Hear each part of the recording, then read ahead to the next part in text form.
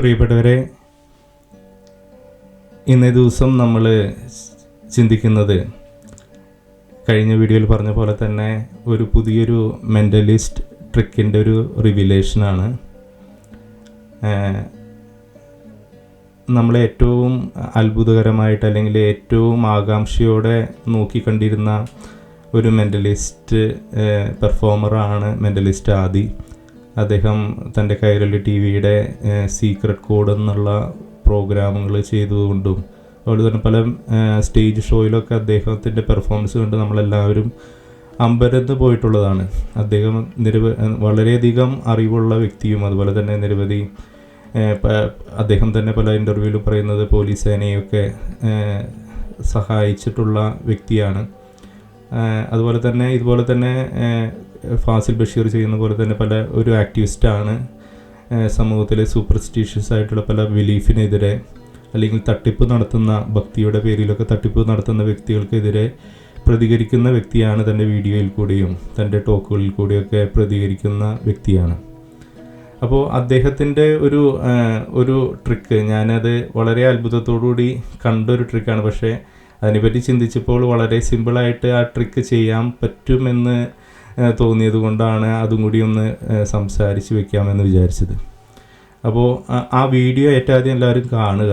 ആ വീഡിയോയുടെ ലിങ്ക് നമ്മുടെ ഡിസ്ക്രിപ്ഷനിൽ കൊടുത്തിട്ടുണ്ട്. കൈരളി TV-യിലുള്ള സീക്രട്ട് കോഡ് എന്നുള്ള ഒരു പ്രോഗ്രാമിൻ്റെ ഒരു എപ്പിസോഡാണത്. അപ്പോൾ ആ വീഡിയോയിൽ നടന്നത് എന്താണെന്ന് നമുക്ക് നോക്കാം. ആക്ച്വലി അദ്ദേഹം ഒരു ക്ലാസ് റൂമിലേക്ക് കടന്നു വരുന്നു. അപ്പോൾ അദ്ദേഹത്തിൻ്റെ കയ്യിലൊരു പാവയും കയ്യിലൊരു ബെല്ലും ഉണ്ട്, ഒരു സ്പ്രിംഗ് ബെല്ല്. ആ സ്പ്രിംഗ് വൈൻഡ് ചെയ്തുകൊണ്ടാണ് അദ്ദേഹം ആ ബെല്ലുമായിട്ടാണ് ക്ലാസ് റൂമിലേക്ക് കടന്നു വരുന്നത്. ക്ലാസ് റൂമിൽ കടന്നു വരുന്നപ്പോൾ അവിടെ നിരവധി കുട്ടികൾ ഇരിക്കുന്നുണ്ട്, ക്യാമറയുണ്ട്, പല ആളുകളും പല ഭാഗത്തായിട്ടൊക്കെ ഉണ്ട്. അദ്ദേഹം ആദ്യം ഒരു പാവ ആദ്യത്തെ ഒരു കുട്ടിക്ക് കൊടുക്കുന്നത് അയാളോട് പറയുന്നു, ഈ പാവ നിങ്ങൾ പിറകിലോട്ട് എറിയുക.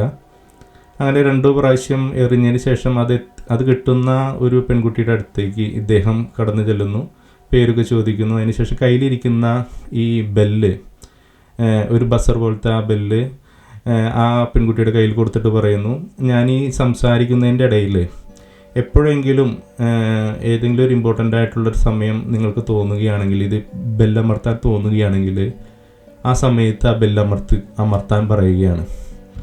അതിനുശേഷം അപ്പോൾ ആ പെൺകുട്ടി ആ ബെല്ല് കയ്യിൽ മേശപ്പുറത്ത് വയ്ക്കുന്നു. പിന്നെ അദ്ദേഹം അവിടെ ഒരു സൈക്കോളജിയെ പറ്റിയുള്ള ഒരു ചെറിയ ക്ലാസ് അവിടെ ആ കുട്ടികൾക്ക് കൊടുക്കുകയാണ്. അതിൻ്റെ ഇടയിൽ മൈക്രോ എക്സ്പ്രഷനെ പറ്റിയൊക്കെ അദ്ദേഹം പറയുന്നുണ്ട്. അപ്പോൾ അതിന് ശേഷം അദ്ദേഹം നുണ എന്താണെന്ന്, നുണ പറയുന്നത് പെട്ടെന്ന് കണ്ടെത്തുന്നതിനെ പറ്റിയൊക്കെ സംസാരിക്കുന്നുണ്ട്. അപ്പോൾ പല കുട്ടികളോടും പറയുന്നു, നിങ്ങളൊരു കാര്യം വിചാരിക്കുക, ഒരു ചോദ്യം വിചാരിക്കുക, അതിൻ്റെ ഉത്തരവും നിങ്ങളുടെ മനസ്സിൽ വിചാരിക്കുക.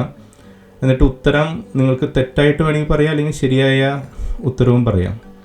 അപ്പോൾ ഇദ്ദേഹം അത് ഗസ് ചെയ്യണം, ഈ കുട്ടി പറഞ്ഞത് തെറ്റാണോ ശരിയാണോ എന്നുള്ളത്. അതായത് ഒരു വ്യക്തി അൾട്ടിമേറ്റായിട്ട് നുണ പറയുകയാണോ സത്യം പറയുകയാണോ എന്ന് ഇദ്ദേഹം ഗസ് ചെയ്യുന്ന ഒരു ഗെയിമിൽ കൂടിയാണ് പിന്നെ പോകുന്നത്. അപ്പോൾ ഓരോ കുട്ടികളും ഓരോ കാര്യങ്ങൾ പറയുന്നു. അപ്പോൾ അവിടെയൊക്കെ ഇദ്ദേഹം കറക്റ്റായിട്ട് തന്നെ അതിനൊക്കെ ഓരോ കുട്ടിയുടെ മനസ്സ് വായിക്കുന്ന രീതിയിൽ പറയുന്നു. അപ്പോൾ ആ പ്രോസസ്സ് കഴിഞ്ഞതിന് ശേഷം പിന്നെ സംഭവിക്കുന്നത്, ഇങ്ങനെ ക്ലാസ് ഇങ്ങനെ മുന്നോട്ട് പോകുന്നു. ഒരു സമയമാവുന്ന സമയത്ത് പെട്ടെന്ന് മറ്റേ ബെല്ല് കൈവശം ഇരിക്കുന്ന പെൺകുട്ടി പെട്ടെന്ന് ആ ബസർ അമർത്താണ്. അപ്പോൾ ഉടൻ തന്നെ അദ്ദേഹം ആ സമയം ചോദിക്കുന്നത്, ഈ സമയത്താണ് നിങ്ങൾ ആ ബസർ അമർത്തിയേ എന്നുള്ളത്. അപ്പോൾ എല്ലാവരോടും ചോദിക്കുന്നു. അപ്പോൾ നോക്കുമ്പോൾ ഒരു 3:35 എന്ന് പറയുന്ന ഒരു ടൈമാണ്. ആ ടൈമിലാണ് ആ പെൺകുട്ടി ബസർ അമർത്തിയത്. അപ്പോൾ എല്ലാവരുടെയും വാച്ചിലും ആ സമയം തന്നെയാണ്. പെട്ടെന്ന് അദ്ദേഹം പോയിട്ട് നമ്മുടെ മുറിയിലുള്ള ഒരു ബ്ലാക്ക് ബോർഡ് എടുത്ത്, മറച്ചു വെച്ചിരിക്കുന്ന ഒരു ബ്ലാക്ക് ബോർഡ് എടുത്ത് തിരിച്ചു വയ്ക്കുമ്പോൾ ആ ബ്ലാക്ക് ബോർഡിൽ ഈ പെൺകുട്ടി ബസർ അമർത്തിയ ആ കറക്റ്റ് സമയം ആ ബ്ലാക്ക് ബോർഡിൽ ആരോ എഴുതി വെച്ചിരിക്കുന്നു, അതിൻ്റെ കൂടെ ഒരു ക്വസ്റ്റ്യൻ മാർക്കും. അപ്പോൾ അതായിരുന്നു ഒരു ട്രിക്ക്. അപ്പോൾ ഇത് കാണുമ്പോൾ നമുക്ക് വളരെയധികം അത്ഭുതവും, ഞാനത് ആദ്യമൊക്കെ കണ്ടപ്പോൾ വളരെയധികം അത്ഭുതവും, എങ്ങനെ ആ പെൺകുട്ടീനെ സ്വാധീനിക്കാൻ ശ്രമിച്ചു എന്നുള്ള രീതിയിലാണ് നമ്മൾ അതിനെ കണ്ടത്. ആ പെൺകുട്ടി ആ കറക്റ്റ് സമയമാകുമ്പോൾ, അപ്പോൾ ഇതിൽ വരുന്നൊരു നമ്മൾ സിമ്പിളായിട്ട് ചിന്തിക്കാവുന്ന ഒരു പോസിബിലിറ്റി എന്ന് പറയുന്നത്, ആദ്യം ഒരു സമയം തീരുമാനിച്ച് വെച്ചു നേരത്തെ തന്നെ. ആ സമയം ആയപ്പോൾ ഈ പെൺകുട്ടിയെ കൊണ്ട് തൻ്റെ മനഃശക്തി കൊണ്ട് ആ പെൺകുട്ടിയെ കൊണ്ട് അബസർ അമർത്തിപ്പിച്ചു എന്നുള്ള രീതിയിലാണ് നമുക്ക് ആദ്യം തോന്നുന്നത്. കാരണം ഇദ്ദേഹത്തിൻ്റെ സംസാരവും ഇദ്ദേഹം എടുക്കുന്ന ക്ലാസ്സും അതിനെപ്പറ്റിയൊക്കെ തന്നെയാണ്, സൈക്കോളജിയെ പറ്റിയും ഒരു മനുഷ്യൻ്റെ മനസ്സിനെ സ്വാധീനിക്കുന്നതിനെ പറ്റിയൊക്കെ തന്നെയാണ്. അപ്പോൾ യഥാർത്ഥത്തിൽ അതല്ല ശരിക്കും അവിടെ നടന്നത് എന്നുള്ളതാണ് നമ്മളിനി നോക്കിക്കാണാൻ പോകുന്നത്. അതായത് ആദ്യത്തെ ഘട്ടത്തിൽ ഇദ്ദേഹം ചെയ്ത കാര്യം ഒരു സൈക്കോളജി പഠിക്കുന്ന അല്ലെങ്കിൽ സൈക്കോളജിസ്റ്റ് ആയിട്ടുള്ള ഒരാൾ ചെയ്യുന്ന, അല്ലെങ്കിൽ ഒരു സാധാരണ ഒരു ക്രിമിനലിനെ കാണുമ്പോൾ ഒരു പോലീസുകാരൻ കാണിക്കുന്ന ഒരു യുക്തിയാണ്, അല്ലെങ്കിൽ ഒരു പഠനമാണ്. ഒരാളുടെ എക്സ്പ്രഷൻസ് അല്ലെങ്കിൽ മൈക്രോ എക്സ്പ്രഷൻസ് ഒക്കെ കണ്ടുകൊണ്ട് ഒരു വ്യക്തി കള്ളമാണോ നുണയാണോ പറയുന്നതെന്ന് ഗസ് ചെയ്യാനുള്ള ഒരു കഴിവ് ഭൂരിഭാഗം ഇപ്പോൾ ലോ ആൻഡ് ഓർഡറിലൊക്കെ വർക്ക് ചെയ്യുന്ന പോലീസുകാർക്കൊക്കെ ഉള്ളതാണ്. അതുപോലെ കൂടുതലായിട്ട് സൈക്കോളജി പഠിച്ചിട്ടുള്ള വ്യക്തികളാണെങ്കിൽ അവർക്കും പെട്ടെന്ന് നമ്മുടെ കണ്ണിൻ്റെ കൃഷ്ണമണിയുടെ ചലനങ്ങളും അതുപോലെ തന്നെ നമ്മുടെ മുഖത്ത് വരുന്ന എക്സ്പ്രഷൻസൊക്കെ കൊണ്ട് നമ്മുടെ ഉള്ളിൽ നുണയാണോ അല്ലെങ്കിൽ സത്യമാണോ പറയുന്നതെന്നൊക്കെ ഗസ് ചെയ്യാനായിട്ട് സാധിക്കും. അപ്പോൾ ഇതിനൊക്കെ ഒരു ലിമിറ്റ് ഉണ്ട്. കാരണം ഒരു സാധാരണ വ്യക്തിയുടെ ഉള്ളിൽ നിന്ന് പെട്ടെന്ന് വായിച്ചെടുക്കാനായിട്ടൊക്കെ എളുപ്പമാണ്. ഒരു സാധാരണ കുട്ടികളെന്ന് പറയുമ്പോൾ അവരുടെ ഉള്ളിൽ അത്രയധികം ക്രിമിനലായിട്ടുള്ള കുട്ടികളോ അല്ലെങ്കിൽ അത്രയധികം ഇതിനെ കാണുന്ന വ്യക്തികളല്ല. എന്നാൽ ഒരു ട്രെയിനഡ് ആയിട്ടുള്ള ഒരു ക്രിമിനലിനോ അല്ലെങ്കിൽ ഒരു വലിയൊരു വേറൊരു സൈക്കോളജിസ്റ്റിനോ ഈ സൈക്കോളജി പഠിച്ച വ്യക്തികൾക്ക് ഇതൊക്കെ മിസ്ഇൻറ്റർപ്രറ്റ് ചെയ്യാനായിട്ട് വളരെ സിമ്പിളാണ്. അപ്പോൾ എല്ലാ സമയത്തും ഇതൊന്നും പോസിബിൾ ആയിരിക്കുകയില്ല, അല്ലെങ്കിൽ ഇതൊന്നും സത്യമായിരിക്കുകയില്ല, അല്ലെങ്കിൽ ഇതൊന്നും ശാസ്ത്രീയ തെളിവായിട്ടൊന്നും എടുക്കാനും പറ്റില്ല. ഒരാളുടെ മുഖഭാവം കൊണ്ടുകൊണ്ട് അയാൾ പറഞ്ഞത് സത്യമാണെന്ന് ആധികാരികമായിട്ടൊന്നും തെളിയിക്കാനായിട്ട് സാധിക്കില്ല. അതൊരു എവിഡൻസ് അല്ല. പക്ഷെ ഇവിടെ ആ സാധാരണ ഒരു കുട്ടികൾ അവർ നുണ പറയുമ്പോൾ പെട്ടെന്ന് ഒരു മാതാപിതാക്കൾക്ക് തൻ്റെ മക്കൾ നുണ പറഞ്ഞു കഴിഞ്ഞാൽ പെട്ടെന്ന് കണ്ടെത്താൻ കഴിയുന്നു എന്നുള്ള പോലെ തന്നെ കുറച്ചും കൂടിയും ഇതിനെപ്പറ്റി സൈക്കോളജിയും ഇതിനെപ്പറ്റി പഠിച്ച വ്യക്തികൾക്ക് കുറച്ചും കൂടി പെട്ടെന്ന് അത് ഗസ് ചെയ്യാനായിട്ട് സാധിക്കുമെന്നുള്ള കോമൺ കാര്യമാണ് അവിടെ നടക്കുന്നത്, ഫസ്റ്റത്തെ സെഷനിൽ നടക്കുന്നത്. ഈ ട്രിക്കിൻ്റെ രണ്ടാമത്തെ സെഷൻ എന്ന് പറയുന്നത് പ്യുവർ ആയിട്ടുള്ള ഒരു മാജിക് ട്രിക്കാണ്. നമുക്ക് തോന്നും ആദിയുടെ ഇൻഫ്ലുവൻസ് കൊണ്ടാണ് ആ പെൺകുട്ടി ആ സമയത്ത് ബസർ അമർത്തിയതെന്ന്.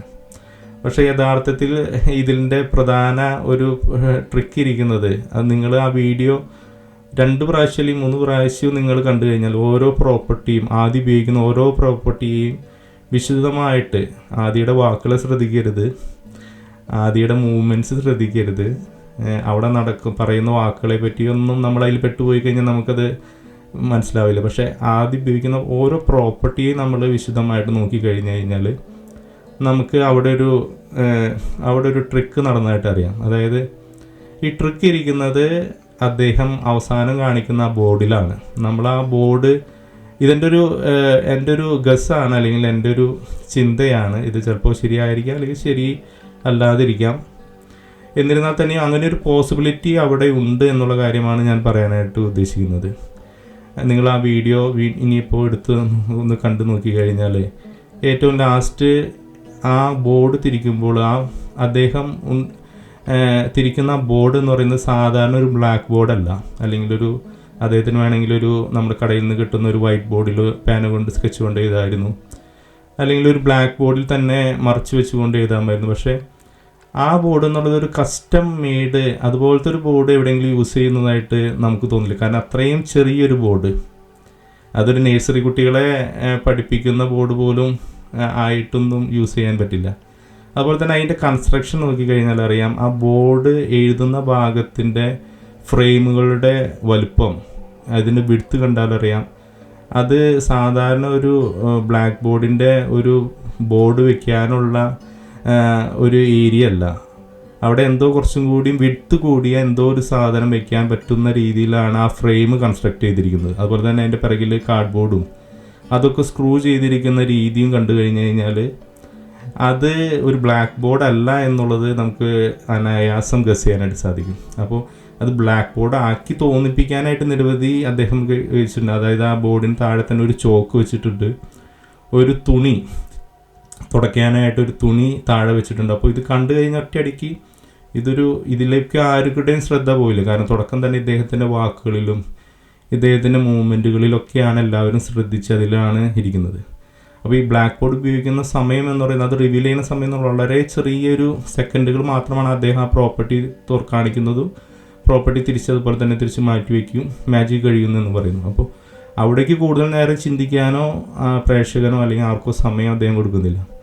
അപ്പോൾ അവിടെ വേണമെങ്കിൽ ഇങ്ങനെയൊരു LED സ്ക്രീനോ അല്ലെങ്കിൽ നമുക്കറിയാം ഒരു വലിയൊരു ടാബ്ലറ്റ് പോലുള്ള കാര്യങ്ങളോ അവിടെ ഒളിപ്പിച്ച് വെച്ച് കഴിഞ്ഞ് കഴിഞ്ഞാൽ, ഇപ്പോൾ നമുക്കറിയാം നമ്മുടെ ടെക്നോളജി എത്രമാത്രം വലുതാണെന്ന്. നമുക്ക് ഇവിടെ ഇരുന്നു കൊണ്ട് വേറൊരു സ്ക്രീനിനെ കാസ്റ്റ് ചെയ്യാനായിട്ട് സാധിക്കും. വേറൊരാൾക്ക് തൻ്റെ മൊബൈലിലെ സ്ക്രീൻ വയർലെസ്ലി വൈഫൈ ഉപയോഗിച്ചുകൊണ്ട് മറ്റു സ്ക്രീനിലേക്ക് എന്ത് കാര്യങ്ങളും കാസ്റ്റ് ചെയ്യാനായിട്ട് സാധിക്കും. അതുപോലെ തന്നെ അതിന് നിരവധി ആപ്പുകളും അവൈലബിൾ ആണ്. അപ്പോൾ അതുപോലെയുള്ളൊരു വലിയ സ്ക്രീനുള്ള വലിയൊരു ടാബ് ആണെങ്കിൽ, അല്ലെങ്കിൽ ആ സ്ക്രീൻ കണ്ടു കഴിഞ്ഞാൽ നമുക്ക് ആ സ്ക്രീനിൻ്റെ ബ്ലാക്ക്നെസ് കണ്ടു കഴിഞ്ഞാൽ അറിയാം അതൊരു ബോർഡായിട്ടല്ല നമുക്ക് ഫീൽ ചെയ്യുന്നത്, അതൊരു സ്ക്രീൻ പോലെ തന്നെയാണ് ഫീൽ ചെയ്യുന്നത്. നമുക്കറിയാം കുട്ടികൾക്ക് എഴുതാൻ കൊടുക്കുന്ന ചെറിയൊരു ബ്ലാക്ക് ടാബ്ലറ്റുകളൊക്കെ ഉണ്ട് നമ്മുടെ ഭൂരിഭാഗം വീടുകളിൽ. അപ്പോൾ അതിലെഴുതിയിരിക്കുന്ന പോലെയുള്ള ഒരു എഴുത്താണ് അദ്ദേഹം അവിടെ ആ സമയത്തിന് വേണ്ടി എഴുതിയിരിക്കുന്നത്. അപ്പോൾ അതിൻ്റെ കൂടെ ഇതും കൂടുതൽ, അപ്പോൾ അദ്ദേഹം എടുക്കുന്ന കരുതലുകൾ എന്ന് പറയുന്ന ആൾക്കാർക്ക് അതൊരു സ്ക്രീനാണെന്ന് പെട്ടെന്ന് തോന്നിക്കാതെ ഇരിക്കാനായിട്ട് ഈ പറഞ്ഞ ഈ പ്രോപ്പർട്ടികൾ യൂസ് ചെയ്യുന്നു. അതിൻ്റെ കൂടെ ആ സമയം എഴുതിയതിന് ശേഷം ഒരു ക്വസ്റ്റ്യൻ മാർക്കും കൂടി ഇട്ട് വയ്ക്കുകയാണ്. പ്രേക്ഷകരുടെ മുന്നിൽ വെച്ച് പെട്ടെന്ന് ആ തുണി എടുത്ത് ആ ക്വസ്റ്റ്യൻ മാർക്ക് അങ്ങനെ മായ്ച്ച് കളയുമ്പോൾ അത് ചോക്കുകൊണ്ട് എഴുതിയതാണെന്ന് തന്നെ വീണ്ടും വീണ്ടും പ്രേക്ഷകരെ ബോധിപ്പിക്കുകയാണ്. പക്ഷെ അവിടെയും ഈ പറഞ്ഞ പോലെ ഇവിടെ ഈ വേറൊരു ഗാഡ്ജറ്റുമായിട്ട് ആ മുറിയിൽ തന്നെ ഇരിക്കുന്ന വ്യക്തി, അല്ലെങ്കിൽ മുറിക്ക് പുറത്തിരിക്കുന്ന വ്യക്തി, ഇദ്ദേഹം ഉറക്കെ സംസാരിക്കുന്നുണ്ട്. എത്താണ് സമയം, 3:35 എന്ന് ഉറക്കെ പറയുന്നുണ്ട്. ആ പറയുമ്പോൾ ആ മുറിയുടെ പുറത്ത് നിൽക്കുന്ന വ്യക്തി ഇദ്ദേഹത്തിൻ്റെ തന്നെ കൂടെയുള്ള ഒരു വ്യക്തിയാണെന്ന് വിചാരിക്കാം. അദ്ദേഹത്തിന് ഉടൻ തന്നെ അതിൽ ആ ടാബിലേക്ക് ആ ടൈം എഴുതി വെക്കാനായിട്ട് വളരെ സിമ്പിളായിട്ട് സാധിക്കും. അതുപോലെ തന്നെ ഇദ്ദേഹം മായ്ക്കുന്ന സമയം ഒരു തുണിയാണ് ഉപയോഗിക്കുന്നത്. നല്ല വീതിയുള്ള തുണി ഉപയോഗിച്ചിട്ടാണ്, പെട്ടെന്ന് വിരൽ കൊണ്ട് മായ്ക്കുന്നില്ല. അദ്ദേഹം ഒരു വലിയൊരു തുണി ഉപയോഗിച്ചുകൊണ്ട് മുകളിൽ നിന്ന് താഴേക്ക് പെട്ടെന്ന് സ്വൈപ്പ് ചെയ്യുമ്പോൾ ആ ക്വസ്റ്റ്യൻ മാർക്ക് പോകുന്നു. അപ്പോൾ ഇവിടെ അതേ സമയം തന്നെ ഇവർക്ക് ആ ഗാഡ്ജറ്റിൽ ഉടൻ തന്നെ അത് ആ ക്വസ്റ്റ്യൻ മാർക്ക് മായ്ക്കാനായിട്ട് സാധിക്കും. അപ്പോൾ അങ്ങനെ പ്രേക്ഷകരെ ബോധിപ്പിക്കുകയാണ് ഇതൊരു ബ്ലാക്ക് ബോർഡാണെന്ന് ബോധിപ്പിക്കുക. അപ്പോൾ പ്രേക്ഷകന് എവിടെയൊക്കെ ഗസ് ചെയ്യാമോ അതിൻ്റെ സാധ്യതകളൊക്കെ ഇവർ പല കാര്യങ്ങൾ ഉപയോഗിച്ചുകൊണ്ട്, പല ട്രിക്കുകൾ ഉപയോഗിച്ചുകൊണ്ട് കബളിപ്പിച്ചുകൊണ്ടാണ് ആ ട്രിക്ക് കംപ്ലീറ്റ് ചെയ്തിരിക്കുന്നത്. അപ്പോൾ നിങ്ങളിനി ആ വീഡിയോ കണ്ടു നോക്കി കഴിഞ്ഞ് കഴിഞ്ഞാൽ നിങ്ങൾക്ക് അത് പെട്ടെന്ന് മനസ്സിലാവും. അപ്പോൾ ഇതൊരു പോസിബിലിറ്റിയാണ്. നിങ്ങൾക്കറിയാം ഇനിയിപ്പോൾ അദ്ദേഹം ആ അതല്ല യൂസ് ചെയ്തിരിക്കുന്നതെന്ന് പറഞ്ഞു കഴിഞ്ഞ് കഴിഞ്ഞാൽ വേറെ ആയിരിക്കാം, നമുക്കറിയില്ല. ഞാൻ അദ്ദേഹത്തോട് ചോദിച്ചിട്ടുമില്ല, അല്ലെങ്കിൽ അദ്ദേഹം അത് പറഞ്ഞിട്ടുമില്ല. അപ്പോൾ നമുക്കറിയില്ല സത്യം. ഒരു കാര്യത്തെപ്പറ്റി കറക്റ്റായിട്ട് അറിയാതെ നമുക്ക് പറയാനായിട്ട് സാധിക്കില്ലല്ലോ. അപ്പോൾ നമ്മളതിൻ്റെ ഒരു പോസിബിലിറ്റി മാത്രമാണ് ഇപ്പോൾ ചർച്ച ചെയ്തത്. അപ്പോൾ നിങ്ങൾ കണ്ടപ്പോഴും നമുക്ക് മനസ്സിലാവും ഇങ്ങനെയൊരു പോസിബിലിറ്റി അവിടെ ഉണ്ടാവാനായിട്ട് സാധ്യതയുണ്ട്. അങ്ങനെയും ചിലപ്പോൾ അത് കാര്യം നടക്കാനായിട്ട് പരിപൂർണമായിട്ട് സാധ്യതയുണ്ട് എന്നുള്ളത്. അപ്പോൾ ഇനിയും ആ വീഡിയോ കാണുക. അതുപോലെ തന്നെ അദ്ദേഹത്തിൻ്റെ വീഡിയോ കുറേയൊക്കെ ഇൻഫോർമേറ്റീവാണ്. പല സോഷ്യൽ വിഷയങ്ങളും അദ്ദേഹം തൻ്റെ വീഡിയോയിൽ കൂടെ പറയാനായിട്ട് ആഗ്രഹിക്കുന്നുണ്ട്. അപ്പോൾ അദ്ദേഹത്തെ പ്രോത്സാഹിപ്പിക്കുക, അദ്ദേഹത്തിൻ്റെ വീഡിയോ കാണുക. അപ്പോൾ ഇനിയൊരു വീഡിയോയുമായിട്ട് ഇനി ഇതുപോലത്തുള്ളൊരു ട്രിക്ക് റിവീൽ ചെയ്യുന്ന വീഡിയോ ചെയ്യുമോ എന്ന് എനിക്കറിയില്ല, കാരണം നമ്മുടെ വിഷയങ്ങൾ ഇതൊന്നുമല്ല. അപ്പോൾ ഈ ഒരു വീഡിയോ കണ്ട് അല്ലെങ്കിൽ എന്തെങ്കിലും വേറൊരു വീഡിയോ കണ്ടുകൊണ്ട് ഇങ്ങോട്ട് വന്ന ആരെങ്കിലും ഉണ്ടെങ്കിൽ, നമ്മുടെ വീഡിയോകൾ കാണാത്ത ആരെങ്കിലും ഉണ്ടെങ്കിൽ, നമ്മൾ സംസാരിക്കുന്ന വിഷയങ്ങളൊക്കെ കോമൺ സെൻസ് വിഷയങ്ങളാണ്. അതായത് നമ്മുടെ സാമാന്യ യുക്തി ഉപയോഗിച്ചിട്ട് ഓരോ വിഷയങ്ങളെ എങ്ങനെ വിശകലനം ചെയ്യാം, അതിലെ നെല്ലും പതിരും എങ്ങനെ വേർതിരിക്കാം എന്നുള്ളതിനെ പറ്റിയാണ് നമ്മുടെ വീഡിയോയിൽ കൂടെ നമ്മൾ സംസാരിക്കുന്നത്. അപ്പോൾ നിങ്ങൾ എൻ്റെ വീഡിയോ കണ്ടിട്ടില്ലെങ്കിൽ എൻ്റെ വീഡിയോ ആദ്യം മുതൽ കാണുക. അപ്പോൾ എൻ്റെ വീഡിയോ എന്ന് പറയുന്നത് ആദ്യം മുതൽ തന്നെ ഒരു ബേസിക് ഇൻഫർമേഷനായിട്ടാണ് തുടങ്ങുന്നത്. അപ്പോൾ ആ വീഡിയോകളൊക്കെ കണ്ടു കഴിഞ്ഞാൽ മാത്രമാണ് വരുന്ന വീഡിയോകളൊക്കെ എന്താണെന്ന് മനസ്സിലാവുള്ളൂ. അപ്പോൾ നിങ്ങളുടെ എല്ലാവരുടെയും സഹകരണം പ്രതീക്ഷിക്കുന്നു. ആരോടും സബ്സ്ക്രൈബ് ചെയ്യാനായിട്ട് പറയുന്നില്ല, ലൈക്ക് ചെയ്യാനായിട്ട് പറയുന്നില്ല. പക്ഷേ നിങ്ങളുടെ അഭിപ്രായങ്ങൾ നിർബന്ധമായിട്ട് നിങ്ങൾ കമൻറ്റുകളായിട്ട് എഴുതുക. നമ്മൾ വലിയൊരു സബ്സ്ക്രൈബർ എണ്ണം കൂട്ടാനൊന്നല്ല ഈ വീഡിയോ ചെയ്യുന്നതും കാര്യങ്ങൾ ചെയ്യുന്നതും. എല്ലാവരും വീഡിയോ കാണണമെന്നുള്ള ആഗ്രഹത്തിൻ്റെ പേരിൽ, അതുപോലെ തന്നെ എല്ലാവരും ഈ വിഷയങ്ങൾ ചർച്ച ചെയ്യണമെന്നുള്ള ആഗ്രഹത്തിൻ്റെ പുറത്തുമാണ്. അപ്പോൾ നിങ്ങൾക്ക് എൻ്റെ വീഡിയോ കണ്ടിട്ട് എന്തെങ്കിലും ഇൻഫോർമേറ്റീവായിട്ട് തോന്നുന്നുണ്ടെങ്കിൽ, അല്ലെങ്കിൽ അത് ചിന്തിക്കാനുള്ളത് ഉണ്ടെങ്കിൽ, അല്ലെങ്കിൽ അതിൽ എന്തെങ്കിലുമൊക്കെ സത്യമുണ്ടെന്ന് തോന്നുകയാണെങ്കിൽ മാത്രം നിങ്ങൾ അതിൽ കമൻറ്റ് ചെയ്യുക, അല്ലെങ്കിൽ ഷെയർ ചെയ്യാൻ പറ്റുന്നെങ്കിൽ, ആർക്കെങ്കിലും ഷെയർ ചെയ്യാൻ പറ്റുന്നെങ്കിൽ അവർക്ക് ഷെയർ ചെയ്ത് കൊടുക്കുക. അപ്പോൾ എല്ലാവർക്കും വീണ്ടും കോമൺ സെൻസിലേക്ക് സ്വാഗതം.